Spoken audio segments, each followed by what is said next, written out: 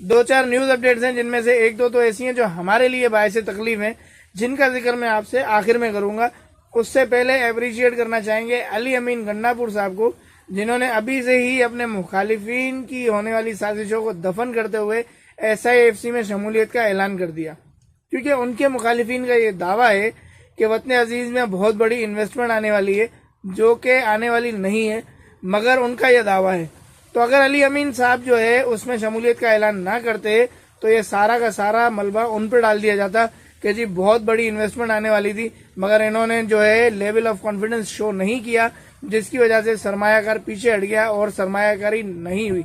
तो अली अमीन साहब ने जो है ये बहुत बड़ा कदम उठाया है और बेहतरीन उठाया है, जिसके लिए हम उन्हें अप्रिशिएट करते हैं।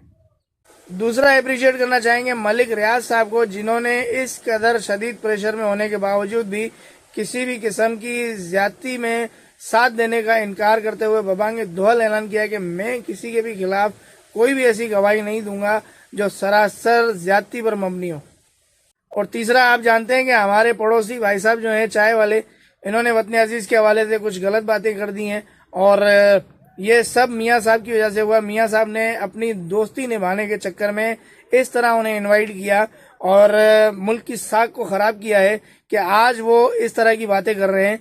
तो मियाँ साहब के फॉलोअर से गुजारिश है कि कम से कम मियाँ साहब के इस अमल को वतन अजीज से मोहब्बत का सबूत देते हुए कम से कम इस अमल को तो कंडेम करें आप लोग कि मियाँ साहब ने ये हम सबके साथ ज्यादती की है।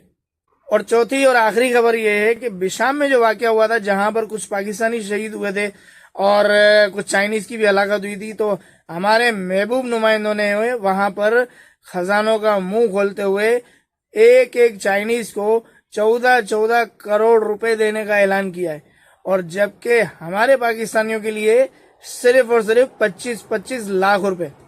एक जानिब तो हमारा रोम रोम कर्ज में डूबा हुआ है और दूसरी जानिब ये हमारे महबूब नुमाइंदे इस तरह खजानों का मुंह खोल के 14-14 करोड़ रुपए फी घर दे रहे हैं। तो क्या हमारे हालात और हम ये सारी चीजें अफोर्ड कर सकते हैं? इसका फैसला आप कीजिए। शुक्रिया।